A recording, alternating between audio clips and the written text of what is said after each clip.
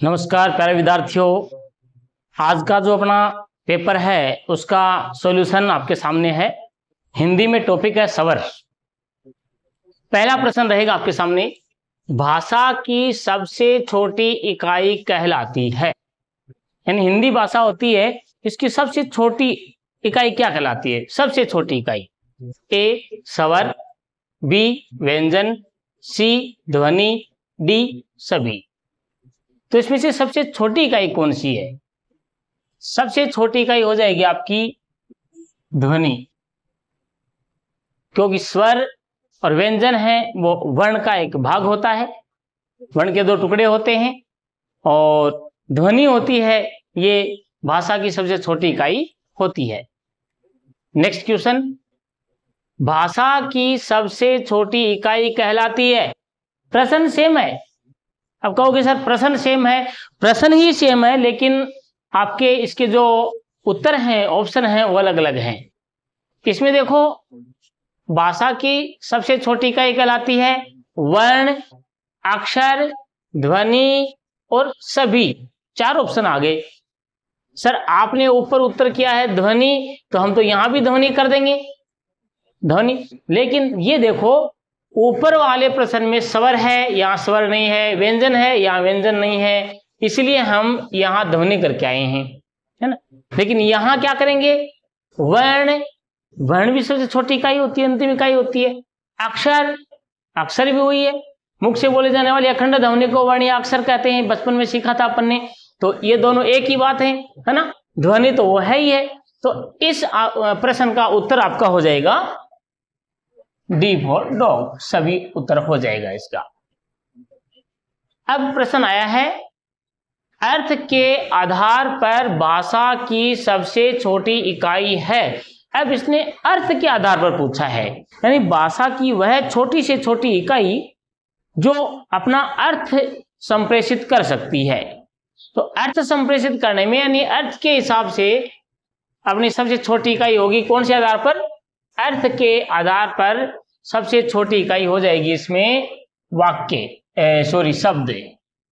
शब्द है वो अर्थ देना शुरू कर देता है, ठीक है ना। शब्द जैसा कि स्वर है, कोई अर्थ नहीं देता है, ध्वनि भी नहीं देती है, लेकिन वाक्य है ना, ये बड़े लेवल पे होते हैं, वाक्य का बड़ा भाग हो जाता है। और इससे छोटा इकाई पूछिए अर्थ के आधार पर सबसे छोटी इकाई, तो इकाई क्या बनती है? शब्द की बनती है, क्योंकि वाक्य जो होता है शब्दों के मेल से वाक्य बनता है। तो शब्द भी अपने क्या है, अर्थ देने शुरू कर देते हैं, इसलिए शब्द इसका उत्तर हो जाएगा। आंसर कर दीजिए अपना डी।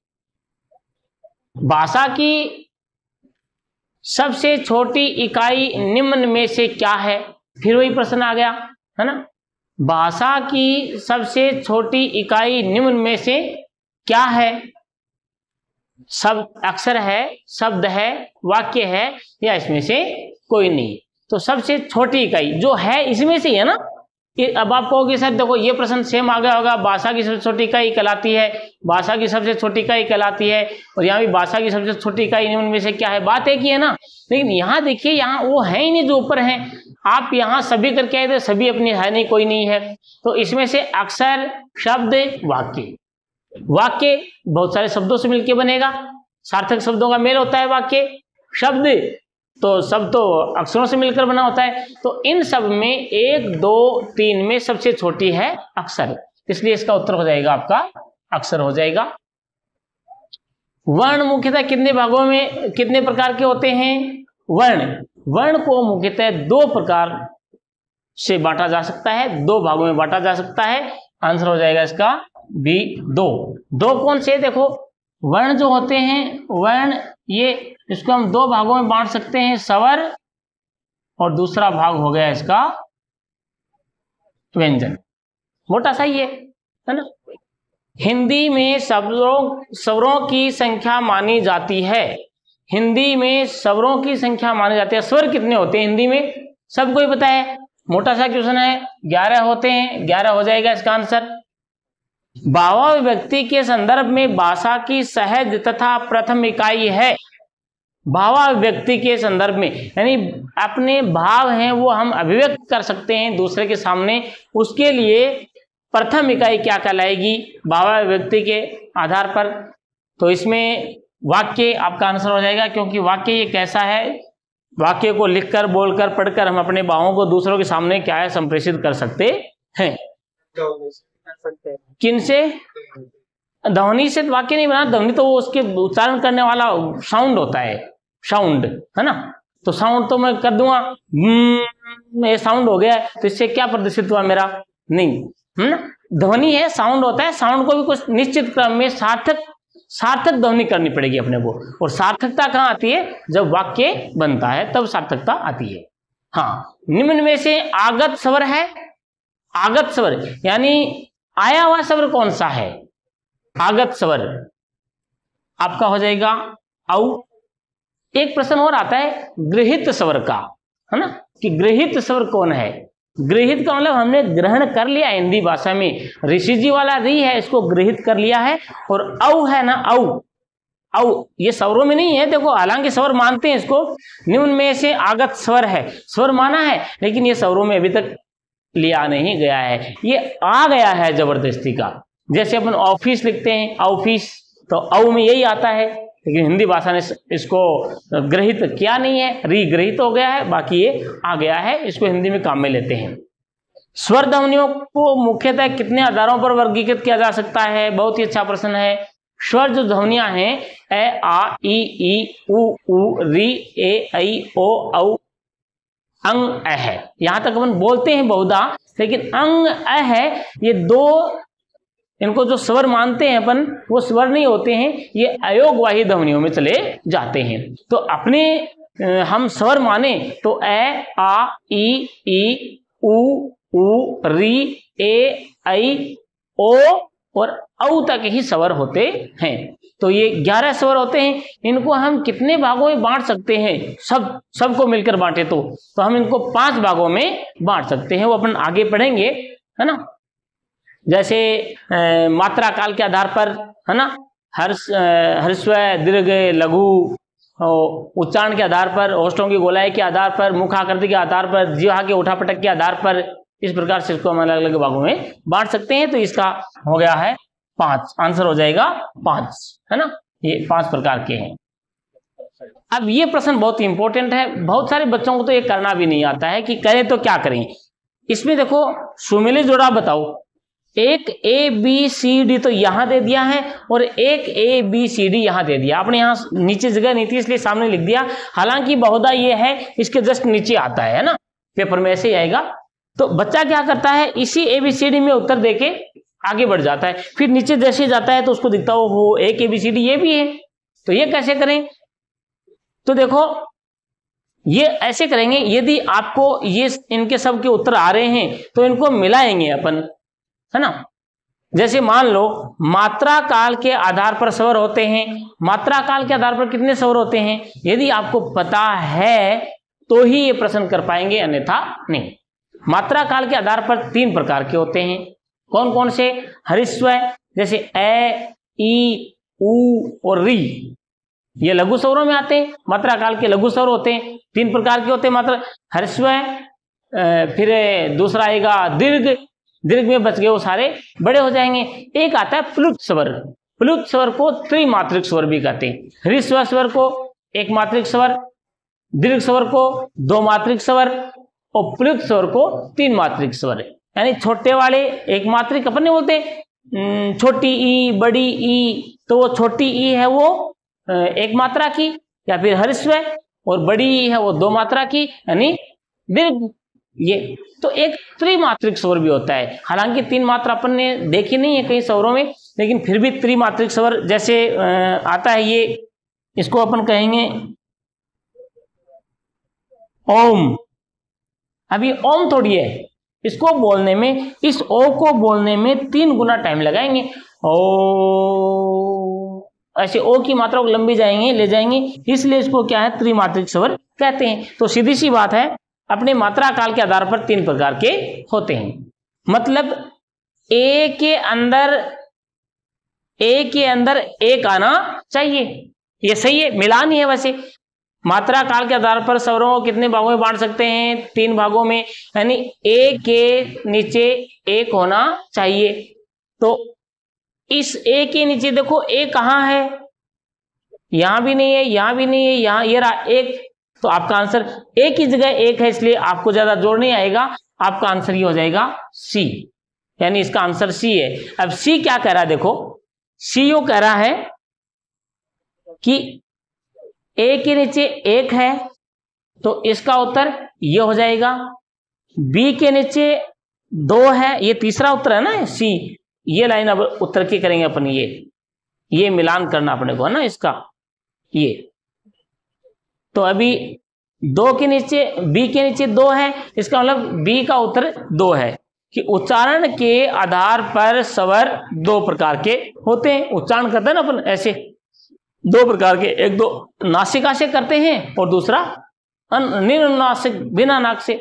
तीसरा मुखाकृति के आधार पर स्वर हैं, 4 प्रकार के होते हैं। मुखाकृति, मुख की आकृति बोलते हैं जैसे, तो वो होते हैं अर्ध संवृत, विवृत, अर्धविवर्त, अर्धविवर्त और विवर्त, अर्ध समृत और समृत, ये 4 प्रकार के हो गए। तो अपन इसका उत्तर कर देंगे ये। और दीर्घ स्वरों की संख्या 7 होती है, बिल्कुल दीर्घ स्वरों की संख्या कितनी होती है, 7 होती है। नेक्स्ट अगला प्रश्न, हिंदी शब्द किस भाषा का शब्द है? आपके इसका उत्तर हो जाएगा फारसी भाषा का शब्द है। फारसी मतलब 11 में ये फारसी आपके रहेगा डी में, डी इसका उत्तर है। ध्वनियों को स्वर व व्यंजनों में सर्वप्रथम वर्गीकृत किसने किया था? इसका आंसर हो जाएगा आपके पतंजलि। पतंजलि इसका उत्तर हो जाएगा, पतंजलि। और पतंजलि आपके ऑप्शन में है, सी में है, इसका ऑप्शन आपके सी हो जाएगा। निम्न में से लघु स्वर है। लघु स्वर कौन से होते हैं? लघु स्वर, ह्रस्व स्वर, मूल स्वर भी कहते हैं, जिसको अपन नहीं बोलते छोटे बड़े, तो छोटे वाले हैं ना वो इसमें आ जाएंगे, जैसे ए, ई, उ और री। ये तो ये देख लो कौन से ऑप्शन में आपके ए, ई, उ, री, ए ऑप्शन में है, तो आपका उत्तर हो जाएगा ए। मात्रा काल के आधार पर स्वर होते हैं, 3 प्रकार के होते हैं, इनके 3 प्रकार होते हैं। मात्रा काल के आधार पर कौन कौन से होते हैं? नंबर 1 लघु, 2 दीर्घ और 3 प्लुत स्वर। और ये आपके कौन से उत्तर में है? इसका आंसर रहेगा सभी, सभी डी आपके आंसर इसके कर देने। क्यों? इसमें मात्रा काल के आधार पर स्वर पूछे हैं, जो मैंने 3 प्रकार के पूछे हैं, वो लघु, दीर्घ और प्लुत है, और तीनों में दे दिए ये। ए में ह्रस्व स्वर, लघु स्वर, मूल स्वर, एक ही बात है। बी में दीर्घ स्वर, गुरु स्वर, द्विमात्रिक स्वर, वो इसमें आगे है ना। और सी में प्लुत स्वर और त्रिमात्रिक स्वर, वो इसमें आगे। तो तीनों ही प्रकार के हैं। और चौथा ऑप्शन आपका हो जाएगा इसमें डी, उपयुक्त सभी। डी में क्या दे रखा है? उपयुक्त सभी। 15 में अष्टाध्यायी की रचयिता कौन है? पाणिनि। अष्टाध्यायी की रचयिता कौन है? पाणिनि। बहुत फेमस प्रश्न है ये, पाणिनि। निम्न में से निरुनासिक व्यंजन है? निरनुनासिक, निर का मतलब होता नहीं, और अनुनासिक का मतलब नाक से जो बोला जाता है वो। तो यहां अपने को निर लगाते हो गया, वो वह वर्ण जो नाक से नहीं बोला जाता है, तो बिना नाक वाला स्वर है। तो आपके ऑप्शन में देखो, ए में ए के ऊपर बिंदु है, आ में चंद्र बिंदु है, और ई में, सी में अनुस्वार लगा हुआ है। डी ऑप्शन आपका ऐसा है जिसमें ऊ लिखा हुआ है, इसके ऊपर कोई भी अनुस्वार वगैरह नहीं लगा हुआ है, तो आपका आंसर डी हो जाएगा। जिह्वा के उत्थापित भागों के आधार पर ए स्वर का उच्चारण स्थान है ए। जिह्वा के उत्थापित भागों के आधार पर, यानी हम जब स्वर बोलते हैं तो जीभ है ना उठा पटक करती है। तो जैसे अपनी जीभ यूं ऐसे ऐसे होती है ना, ऐसे, तो ये जो भाग होता है ये इसको अग्रभाग बोलते हैं, अग्रभाग। ये जो होता है इसको मध्यम भाग बोलते हैं, और ये जो होता है पीछे वाला भाग इसको बोलते हैं पश्च भाग। तो अपन जब स्वर बोलते हैं तो अपनी जीभ 3 जगह से रिएक्शन करती है, अग्रभाग से, मध्यम भाग से और पश्च भाग से। तो यहां आपसे क्या पूछा है? उत्थापित भागों के आधार पर ए का जो है ना भाग वो पूछा है, तो ए मध्यम भाग से बोला जाता है, इसको केंद्रीय स्वर भी कहते हैं। और अग्रभाग से तो वो आपको होता है ई, ई और री, ई ई ए आई और री, ये अग्र से बोलते हैं। तो हमने को मध्यम भाग से क्या बोला है, पटवारी में 2-3 बार आ गया है ये। सुमिलित जोड़ा बताओ 18 में, देखो 18 के प्रश्न में सुमिलित जोड़ा पूछा है, तो आपका आंसर हो जाएगा इसमें बी, ए व बी दोनों सही है। जोड़े मैंने लिखे नहीं है, आप पेपर में देख लेना। 18 में सी आंसर है इसका, सॉरी बी है, बी में ही दे दिया है, ऑप्शन बी है वो सही है। इसमें ए व बी आपके जो भी ए ऑप्शन है वो भी सही है और बी ऑप्शन वो भी सही है, तो बी इसका आंसर हो जाएगा। अब नेक्स्ट प्रश्न है, शब्द के ऊपर खींची गई रेखा। हाँ, शब्द के ऊपर, जैसा कि ये नहीं है, जैसे एक नाम लिखते हैं अपन, जैसे कै मैं ले, ये एक शब्द बन गया है ना। तो अब इसके ऊपर जो रेखा खींचेंगे ना, ये अरे खींचिए क्या, लाइन मारना आता कि नहीं आता है? अरे सीखो, लाइन मारना तो सीखो कम से कम। ऐसे देखो सीधी लाइन मारनी है, एकदम सीधी, ऐसे, है ना। हाँ, कई बच्चे कैसे लाइन मारते हैं, लाइन ही नहीं मारनी है तो उसको कैमल और ये इसको काट देते हैं बेचारे को, है ना। तो लिखा भी है एक तो बहुत ही सुंदर, ऊपर से लाइन और टेढ़ी मार दी, है ना। तो आपको सीधी लाइन मारनी है। तो ये जो लाइन है ना, इसका ही नाम बताना है, क्या है इसका, कहते हैं शिरोरेखा, क्योंकि इन अक्षरों के सिर पे लगाई गई है, इसलिए इसका नाम क्या हो जाएगा, शिरोरेखा। इसका नाम हो जाएगा शिरोरेखा। और टावरों एक लाइन नीचे भी मारते हैं, है ना। प्रश्न आता है ना कि रेखांकित शब्द का अर्थ बताइए, है ना, रेखांकित शब्द का अर्थ बताइए। जैसे कि एक बार एक प्रश्न आया था, ये सिर के कांटे रूख रहे तो भी सस्तो जाने। एक ये शेखावटी भाषा है, मारवाड़ी समझो इसको, कि सिर के कांटे रूख रहे तो भी सस्तो जान, रेखांकित पद का अर्थ बताओ। ऐसे तो रेखांकित मतलब रेखा से अंकित कर दिया, इसका हिंदी में नाम क्या है। सबसे पहले तो मैं इसका अर्थ बता देता हूं आपको, आपके डाउट जो हो रहा होगा मन में कि सर इसका क्या अर्थ है। रूख का अर्थ होता है पेड़, पेड़ वृक्ष, है ना। तो अपने विष्णोई समाज है ना, वो विष्णोई समाज है, वो पेड़ों की पूजा करता है, पेड़ काटने नहीं देता है ना। पेड़ हैं, जीव जंतु हैं इनके, वो अपना जोधपुर वाला खेजड़ली आंदोलन नहीं है, उसमें हुआ था पेड़ बचाने के लिए चिपको आंदोलन, है ना। हाँ, अमृता देवी उसकी 2 छोरियां साथ में थी, कुल 363 लोगों के आसपास था ना वो।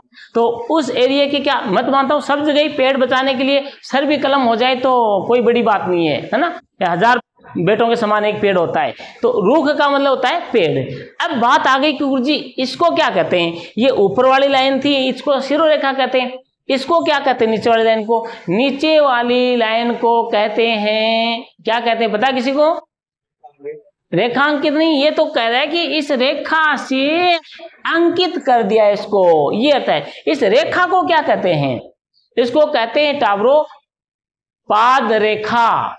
अरे कोई रेखा नाम की तो नहीं देख रही है कि वो गुरुजी मेरा नाम मैं कैसे, है ना। ये तो कोई बात होती है क्या अभी एंड टाइम पे कैसे, इसका नाम क्या है, पाद रेखा, है ना। ऐसे तो ये क्यों इसको पाद रेखा क्यों कहा, क्योंकि ये पैरों की साइड में लगी है इसके, है ना। कहाँ लगी है, पैरों की साइड में। भाई ऊपर सिर था, नीचे क्या हो गए पैर, और पैरों की साइड में लगी है, इसलिए इस रेखा का नाम क्या हो जाएगा, पाद रेखा हो जाएगा। ले भाई कोई रेखा नाम की छोरी देख रही है तो नाराज मत हो जाना हुआ। हाँ, इसका नाम ही पाद रेखा, इसमें क्या कर सकते हैं अपन। हाँ, अब आ जाओ, किस वर्ण के उच्चारण में वायु नाक व मुंह से बाहर निकलती है, नाक व मुंह से अनुनासिक व्यंजन से निकलती है। हाँ यार, ये आपको ऑप्शन नहीं बताया। 19 नंबर में कौन से ऑप्शन में है ये, 19 में शिरोरेखा डी ऑप्शन में है ना। ये जो शिरोरेखा है, ये आंसर आपका इसमें डी हो जाएगा। डी में देख लेना पेपर के साथ साथ में। किस वर्ण के उच्चारण में वायु नाक व मुंह से बाहर निकलती है, अनुनासिक में निकलती है। किस में निकलती है, अनुनासिक। अनुनासिक का मतलब होता है नाक से बोले जाने वाला वर्ण होता है। और ये आपके ऑप्शन में है, बी ऑप्शन में है ये। क्यों, कौन से ऑप्शन में है? बी ऑप्शन में है ये। 19 में 20 में है ना? हाँ, बी में ही है, बी ऑप्शन में है। अगला प्रश्न है, गृहीत स्वर है। अपन थोड़ी देर पहले बताया था मैंने, गृहीत, गृहीत यानी हमने हिंदी भाषा में उसको ग्रहण कर लिया है। जैसे कि री, जब अपने स्वर बने थे उसमें री नहीं था, तो धीरे धीरे करके उसको हमने क्या कर लिया? ग्रहण कर लिया है, ये गृहीत हो गया है। और औ है ना, औ, ये आगत स्वर है, जबरदस्ती का आ गया हिंदी में। अंग्रेजी का है ऑफिस, OFFIC, ऑफिस बोलते हैं ना, तो ऑफिस हिंदी में ऑफिस भी आता है। ये क्या है? आगत है, और ये क्या है? ग्रक्त है। नेक्स्ट 22 नंबर का प्रश्न, प्रश्न नंबर 22 में क्या पूछ रहा आपसे कि संधि स्वर कौन से हैं? संधि स्वर, जब अपन ने संधि स्वर पढ़े थे ना, उसमें ह्रस्व, दीर्घ, प्लुत, ये स्वर पढ़े थे। तो दीर्घ स्वरों में है ना, एक भाग उनका संधि स्वर का भी आता है। संधि मतलब संधि होके बनते हैं। तो संधि स्वरों में कौन से स्वर आएंगे? कौन सा ऑप्शन है आपके? ऑप्शन में है, देखो सी में, देखो ए, आई, ओ, औ, ये है आपका ऑप्शन रहेगा सी, ए, आई, ओ, औ। ये संधि स्वर कहलाते हैं। ये संधि के निर्माण से ही बनते हैं, इसलिए इनको क्या है? संधि स्वर कहते हैं। अयोगवाह ध्वनि कौन सी है? शुरू में बताया था मैंने, स्वर होते हैं वो अंग, अ है, स्वर नहीं होते हैं, अंग और अ है, ये अयोगवाही ध्वनियां होती हैं। बहुत इंपॉर्टेंट है, छोटा प्रश्न लग रहा है, बहुत इंपॉर्टेंट है, कई बार आया हुआ है। ये जो आपका अंग और अ है, ये हैं, ये दोनों ही स्वर हैं, ये अयोगवाही ध्वनियों में जाते हैं। प्लुत स्वर एक बार पहले भी हो गया है, रिपीट हो रहा है। और आपका सॉरी 23 में प्रश्न है, ये बी है। 23 वाले का आंसर क्या हो जाएगा आपका? बी हो जाएगा। प्लुत स्वर कौन सा होता है?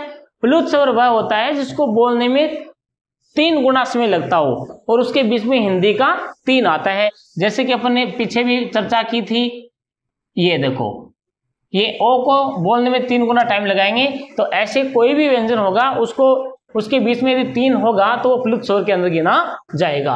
और आपके 24 का आंसर ये है ओम, सी में। ओम कहाँ लिखा हुआ है? सी में, तो इसका आंसर हो जाएगा सी। किस स्वर की मात्रा नहीं होती? बहुत ही इंपॉर्टेंट है, छोटा सा ये बताओ, कौन से स्वर की मात्रा नहीं होती? कौन से स्वर की मात्रा नहीं होती? देखता हूं सबसे पहले कमेंट कौन करता है, करो, टाइम है 5 सेकंड का, बिल्कुल करो। किस स्वर की मात्रा नहीं होती है? देखता हूं कौन से बच्चे का सबसे पहले कमेंट आता है कि कौन से स्वर की नहीं होती है, जल्दी करो। हाँ, हो गया होगा। किस स्वर की मात्रा सबसे पहले, सॉरी, किस स्वर की मात्रा नहीं होती है? ऐ है, इसकी मात्रा नहीं होती है बालको, ऐ, इसकी मात्रा नहीं होती है। बाकी देखो, आपको कहें आ की मात्रा लगाओ तो अपन लगा देते हैं ना ऐसे करके, ये लो गुरुजी आ की। ई की मात्रा लगाओ, ये लो छोटी ई की। बड़ी ई की मात्रा लगाओ, ये लो बड़ी ई की। ऐसे सबकी मात्रा होती है, लेकिन ए की बेचारे की कोई मात्रा नहीं होती है। और आपके 25 में इसका आंसर है बी। ये जो ऑप्शन है इसका, ये बी में है, बी आपका राइट हो जाएगा 25 में। स्पर्श व्यंजनों का उच्चारण स्थान कौन सा होता है? स्पर्श व्यंजन। अब स्पर्श व्यंजन होते कौन से हैं? स्पर्श व्यंजन, स्पर्श व्यंजन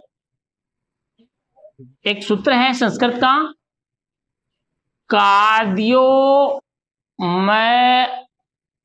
काद्योमांता स्पर्श है ना, यानी कै आदि में और मैं अंत में, कै से लेकर मैं तक के सारे व्यंजन क्या होते हैं? स्पर्श होते हैं। कै से मैं तक के सभी व्यंजन क्या होते हैं?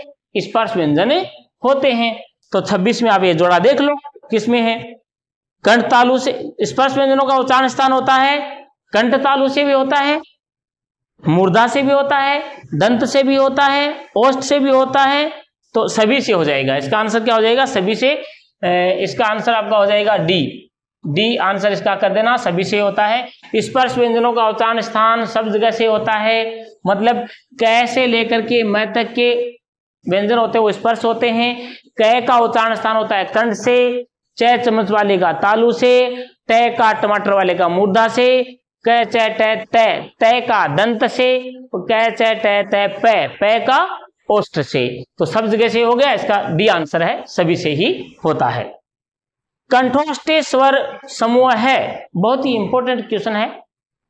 कंठोष्ठीय स्वर समूह है यानी बच्चा क्या करता है, कंठोष्ठीय का नाम आते ही कंठ समझ के बैठ जाता है। इसमें दो हैं, कंठ भी और ओष्ठ्य भी हैं। और कंठोष्ठ्य भी में क्या पूछ रहा है, व्यंजन नहीं पूछ रहा है आपसे, केवल स्वर पूछ रहा है। तो कंठ से और ओष्ठ से बोले जाने वाले व्यंजन कौन से होते हैं, ओ और औ, ये कंठोष्ठ से होते हैं।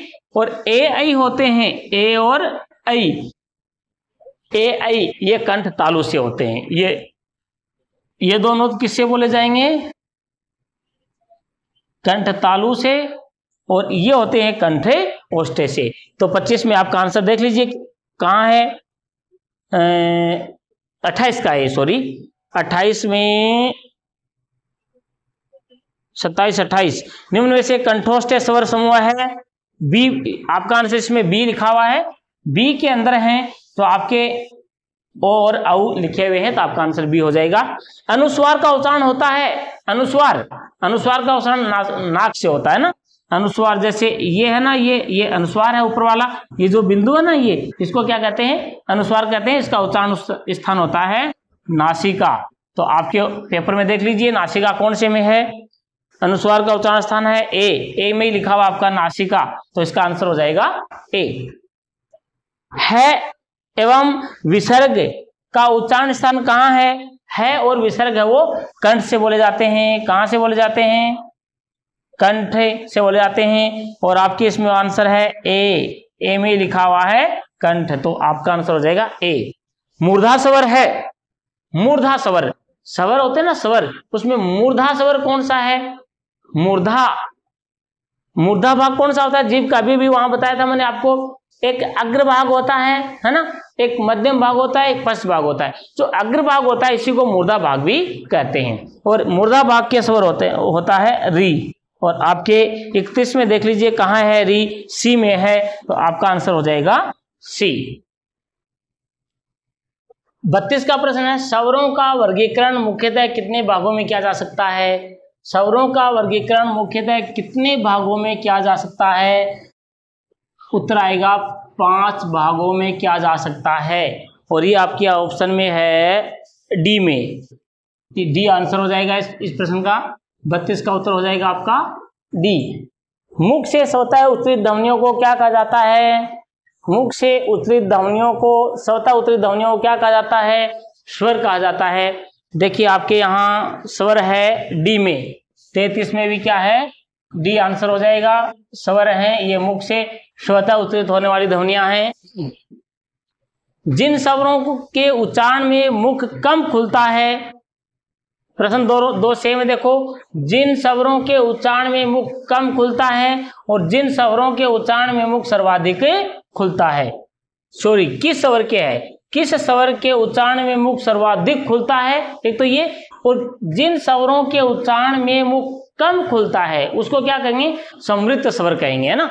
अपने 34 में आपका समृद्ध स्वर है बी में, है ना।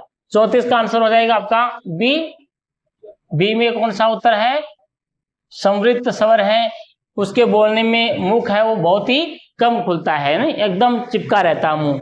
और किस स्वर के उच्चारण में मुख सर्वाधिक खुलता है, सबसे ज्यादा, कौन सा स्वर है जिसको आप बोलते हो तो सबसे ज्यादा खुलता है मुंह, है ना। एक तो ये स्वर बोलते हो तब, और एक दो काम और करते हो आप जिसमें मुंह सबसे ज्यादा खुलता है ना। एक तो तुम रसगुल्ला खाते हो तो जैसे करके आ, और एक पानी पूरी खाते हो तो पूरा मुंह खुल जाता है, और एक अपन आ बोलते हैं ना, आ पूरा खुल गया ना मुंह, ऐसे। तो ये कौन सा स्वर है, आ जो स्वर है इसको बोलने में मुंह सबसे ज्यादा खुलता है। और आपका उत्तर कहाँ है, ये बी में है, बी फॉर बॉय आपका आंसर हो जाएगा। निम्न में से अल्प प्राण स्वरों का सही जोड़ा है।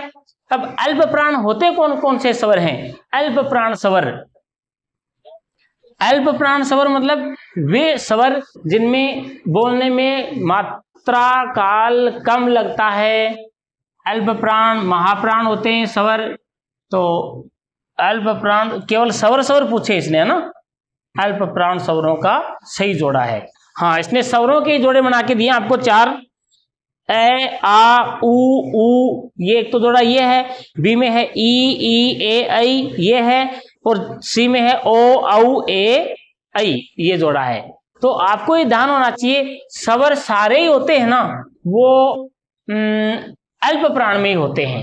अब आप कहेंगे सर कैसे, ये वर्ण होते हैं ये अल्प प्राण भी होते हैं। क्वेश्चन नंबर 36 में देखिए, अल्प प्राण होते हैं और एक होते हैं महाप्राण। ये स्वर और व्यंजन दोनों के ही करते हैं, लेकिन इस प्रश्न में आपको क्या देखना है, केवल स्वर देखना है। तो अल्प प्राण स्वर कौन से होते हैं, महाप्राण कौन से होते हैं, स्वर और व्यंजन दोनों बांटते हैं ना।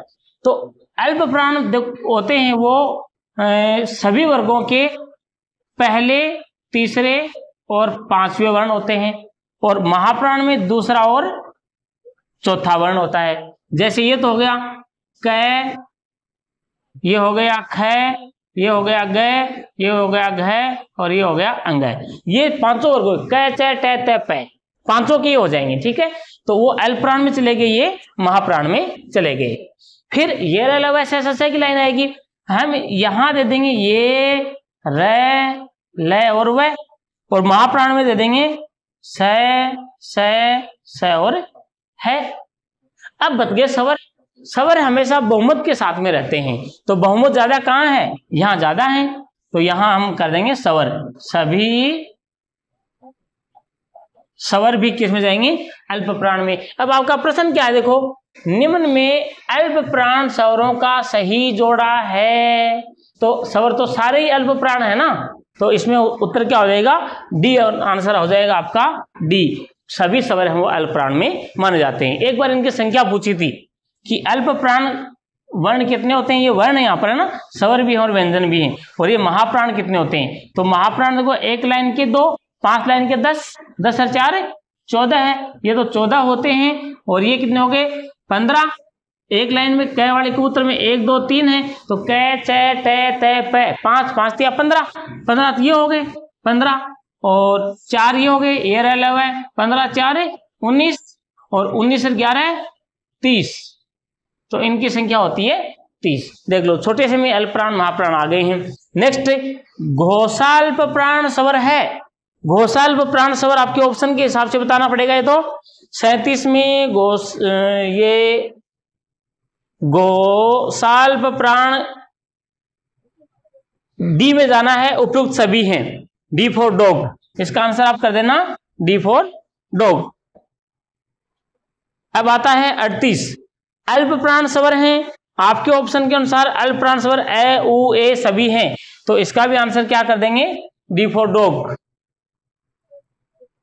और 39 में निम्न में से कंठे स्वर है।